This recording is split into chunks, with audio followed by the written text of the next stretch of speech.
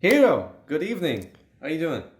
Ricardo, good evening. I guess it's not evening here quite, but yeah, I always forget that you live in a completely different atmosphere. yeah. I live on the other side of the world.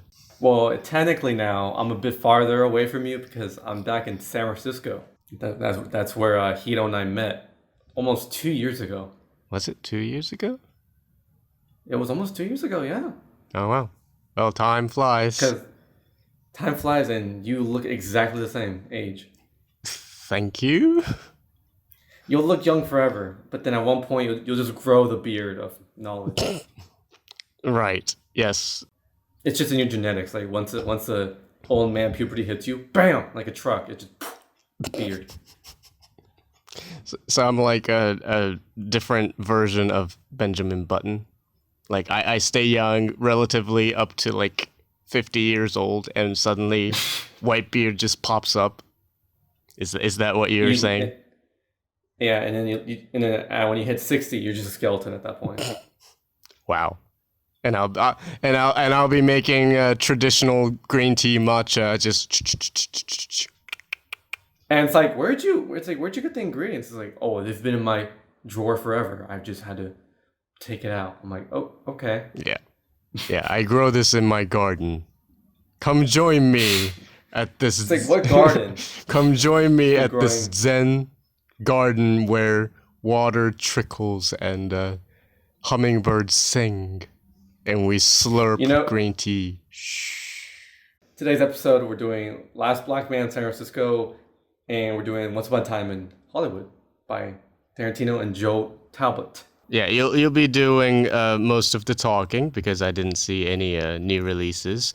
But we have a special anniversary today. Yes. Or recently. Yeah, recently Kiki's delivery service turned 30 years old. So Jesus. We will share our thoughts briefly somewhere in this episode. But first, we need to address our situation on SoundCloud. Yeah. So we're poor. Yeah, we are very, very poor. And when we started out this podcast, we didn't know too much about podcast hosting platform and whatever. So we started out on SoundCloud thinking that we can manage this on this service forever. But turns out there's storage limits to... yeah, like $15 per month. Yeah, well... The basic plan is you can upload 3 hours of content for free, but we've reached the 3-hour maximum. And going back to our financial situation, we are very poor. So poor. I want all of you SoundCloud users to switch to Spotify or some other podcast services in the next 3 to 4 weeks. We're gonna keep our SoundCloud account for until the end of August, and we very much appreciate it if you could transition into some other podcast services. I think Spotify is your best bet. I think it's the most convenient one. Yeah, I mean, I feel like most people, because I've heard awful things about Apple Music, I just think Spotify is like the most common platform to stream on. Yeah, we're gonna sign up for this pro status thing on SoundCloud for a month. That way we can upload this month's content on SoundCloud. But after August, no more contents on SoundCloud. So we just wanted to give you guys heads up and follow us on Spotify or other podcast suppliers. We very much appreciate it. Yeah. Just a quick PSA to all you lovely SoundCloud users. Well, I guess the review now. That's what the people came for now. Yeah. Let's get into reviews. Let's please talk about the 2 new movies you saw, and I'll be listening like a good Asian monk. Well, first off, we have Last Black Man in San Francisco, directed by Joe Talbot and starred Jimmy Fails. That's a real name, yeah. And basically, it talks about this man named Jimmy Fails the Fourth, who lives in San Francisco. And during his living time in San Francisco, he finds out that a white family recently lost the home to the city, but that house was built by his great grandfather in the 40s. Mm. So then the character Jimmy Fails is trying to reclaim that house as like a personal pride thing, and to like reclaim his identity in San Francisco. Hence, Last Black Man in San Francisco. Now, this movie, I feel like I think it's the most beautifully shot film of the year. I don't know how, but this movie made San Francisco look gorgeous. Okay. All the main color palettes are like not winter, fall colors, like soft browns, reds. There's a ton of natural lighting used in this film. Like it was like The Revenant, but less depressing.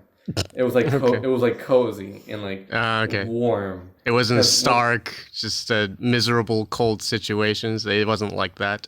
No, like there was moments in the film where you could feel the heat radiating off the walls, and you could feel the fire just hitting your face. It has resemblance to the color palette in Do the Right Thing. I know that's a weird comparison, but like Okay. you could feel how you could feel the heat in that film. Yeah.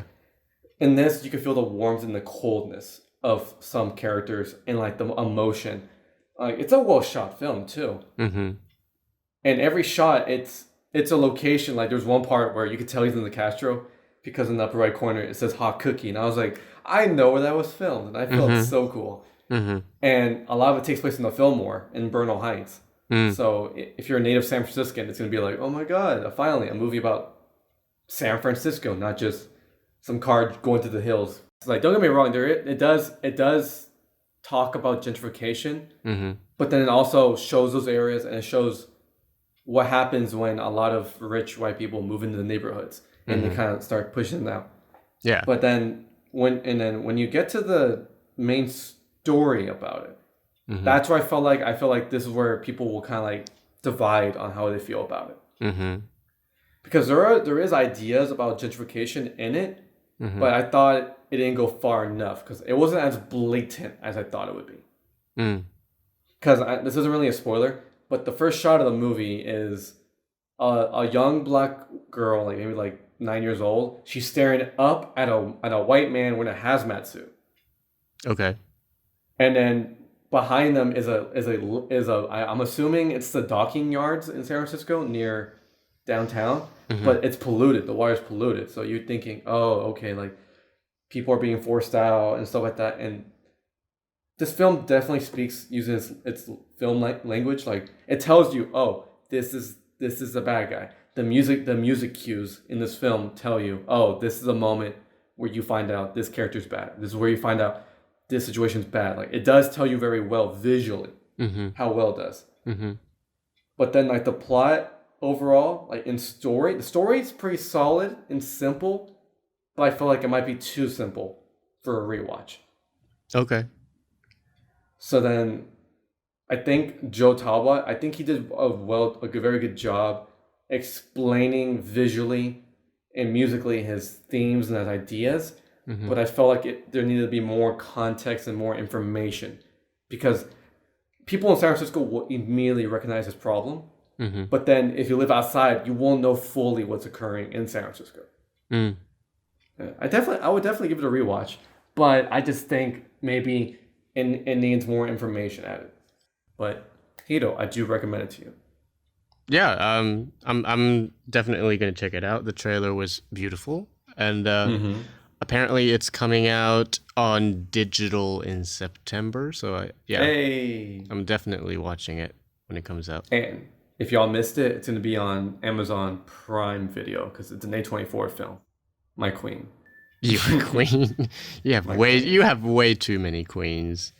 I have 3 and they're all meaningful. Okay, so I guess next, should we talk about Kiki or? Yeah, let's quickly talk about how we feel about Kiki's delivery service, which again, Kiki's delivery service directed by Hayao Miyazaki. Yeah, which once again just turned 30 years old. It is a coming of age story from Hayao Miyazaki, who a lot of people love and admire, and I certainly am a huge fan of his work. And I made you watch a lot of his movies when we were living together. I think it was towards the end of the academic year that I Yeah, forced you. we watched like 9 of the films, didn't we? Yeah, it was a lot. We couldn't Yeah, get through all of them because reasons. yeah, But yeah. We have lives. yeah, this was a personal favorite of mine when I was a kid. I watched this movie so many times as a kid. It was cute and it was relatable. How do you feel about this movie? Man, that movie was depressing to me. Was it? Because it's the thing about this movie is that it's so broad that it could apply to anybody. Mm-hmm. So then when there's a little girl named Kiki who wants to become a witch, like Yeah. an official witch, Mm-hmm. she comes from a small town and then she wants to go to a bigger city. Well, I mean, in the film it wasn't that big, but like in comparison to like Japanese cities, I'm pretty sure it's a big city, right? Yeah. So then she goes to this new city and she's trying her best to learn like the ropes around the city, and it's just along the way she learns, oh, life is terrible as an adult. And I feel like that's a story anybody can relate to. I don't think that's what he's trying to say per se. Really? I think it's more hopeful. At least that's the way I see it. I think her learning to be not only a witch but also this fully functioning young adult. Because what happens is she arrives in this new town and she doesn't know anybody. She feels like an outsider, but then she meets this lady and her husband who have a bakery, and she starts working there as a delivery person. And I like how everybody accepts her as this, just a sweet little girl. Like the fact that she is a witch doesn't matter.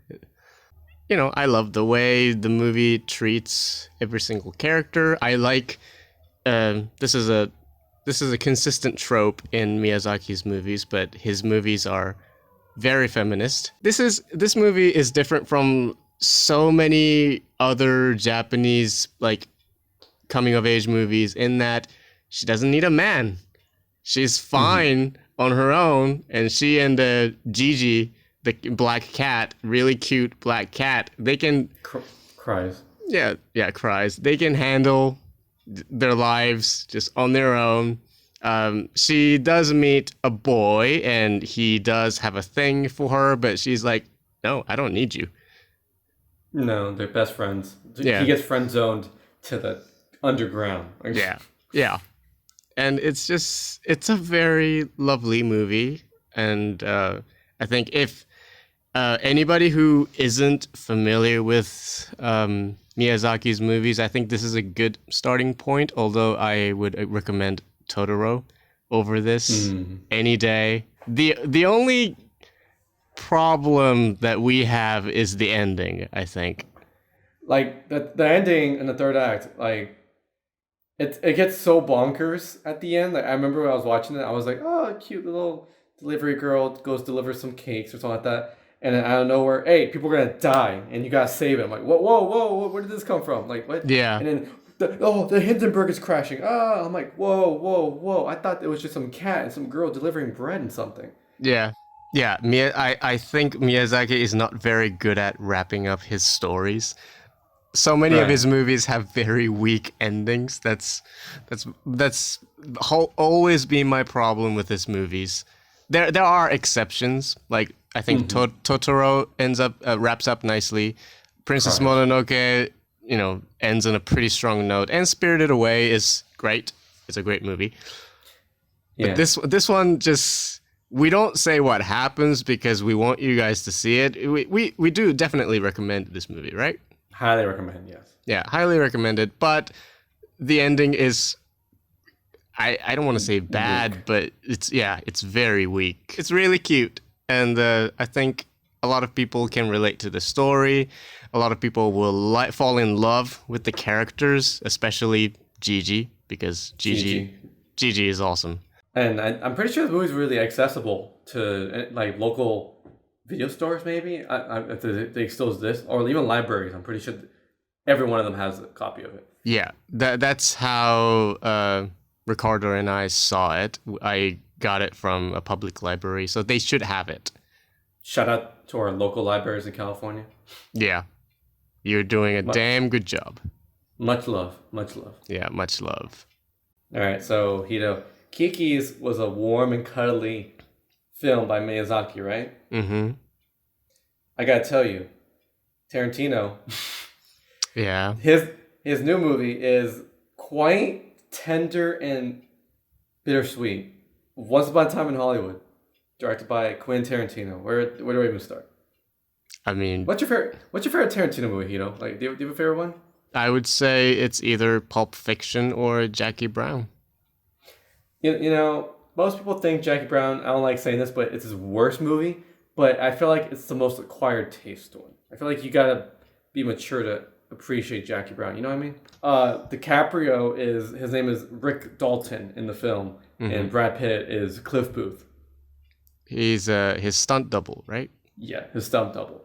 Which I gotta tell you, DiCaprio and Brad Pitt on screen, I feel like they're the next like big pair in Hollywood, like the next big bromance. Like they were terrific together.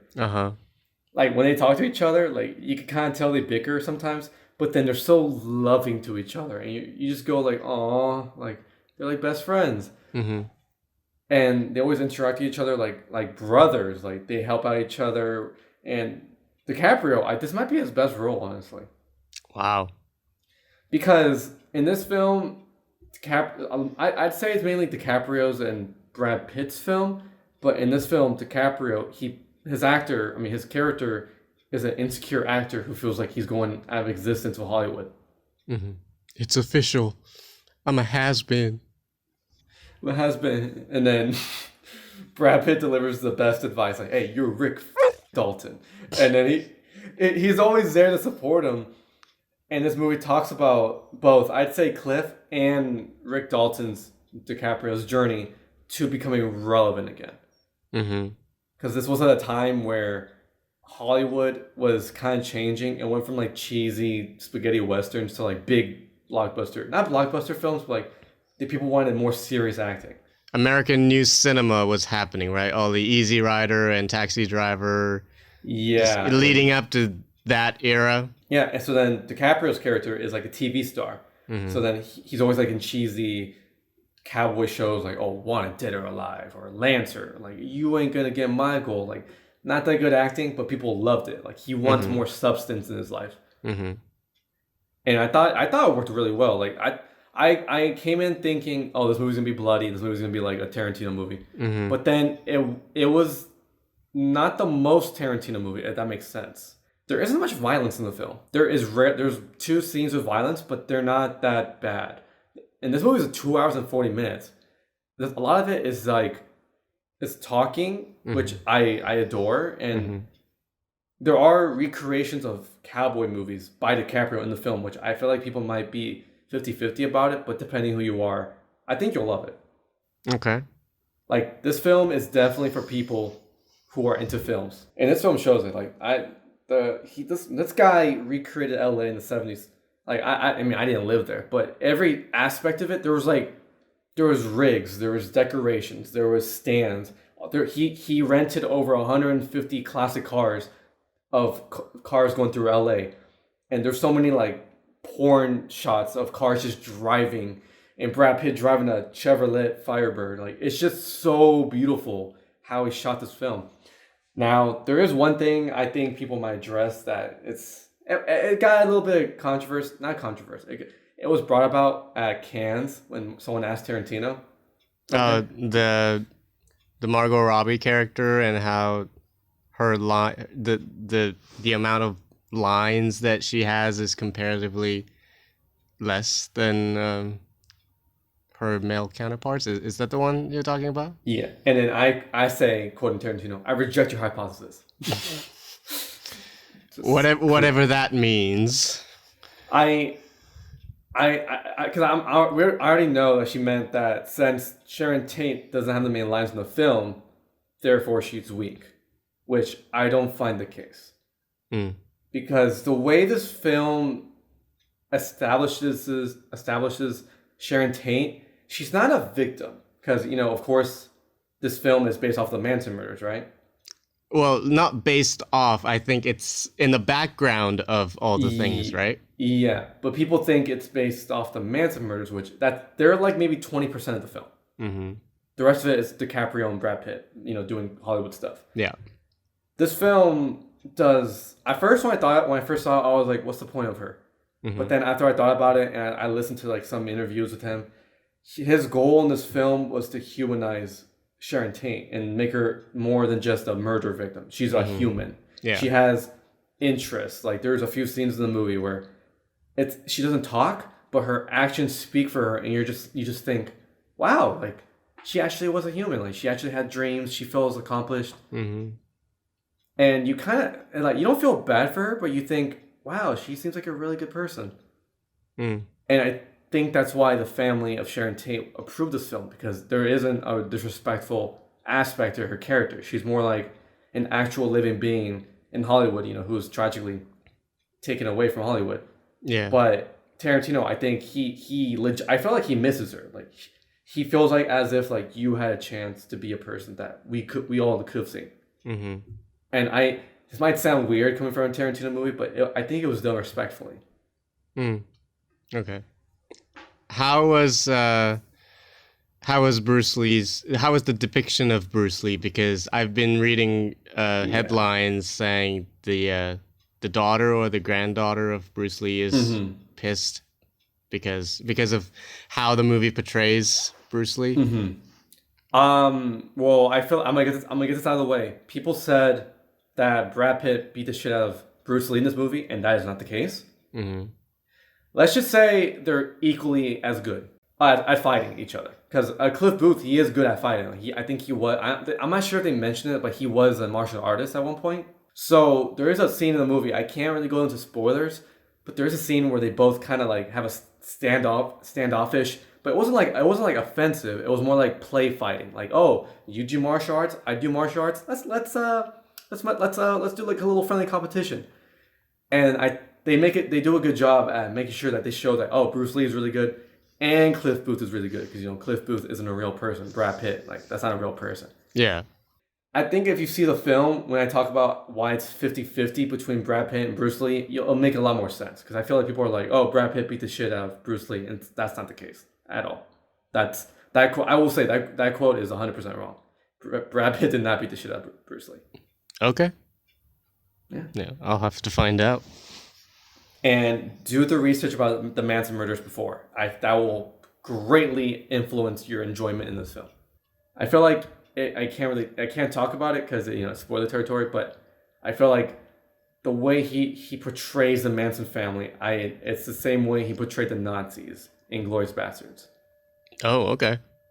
So it's kind of like his interpretation, which, of course, the Manson family is a horrible piece of shit family, but Tarantino definitely shows that, oh, I don't like the Manson family. Mm-hmm. I hate them to death. So he definitely takes his creative approach to the Manson family. Okay. All right. Yeah. I feel like people who hate the Manson family will have a great appreciation for this film. Highly recommend it. Where would you put this in the Tarantino filmography? I would say it's in my top 5. What's your number 1 and 2? Oof, I don't know. I'm stuck between Pulp Fiction and Django. Those two are my favorites. I guess that wraps up today's episode. Yep. What are we talking about next week? I know you were talking about The Art of Self-Defense. Yeah, starring Jesse Eisenberg. Hiya. Yeah, and I don't know what I'm gonna watch. You know what we should do? Double feature? Yeah, double feature. Yo. I was thinking And because I saw this on Twitter in July, sometime in July, and I was like, yo, this would be a good pick for our double feature. What? So there's a movie called A Simple Favor on Netflix. Okay. I get what you're going at. We need to talk about that movie because you haven't seen it yet, right? Not yet. No. Yeah, I really want to know what you think of it. I'll probably check it out. At this point, I'll check it out. Yeah, so we'll do a double feature on A Simple Favor. It's gonna be exciting because I have a feeling you're gonna hate it. Oh, okay. All right. Now that's a challenge. Yeah. Well, I guess you'll figure out who's right in next episode. Yeah.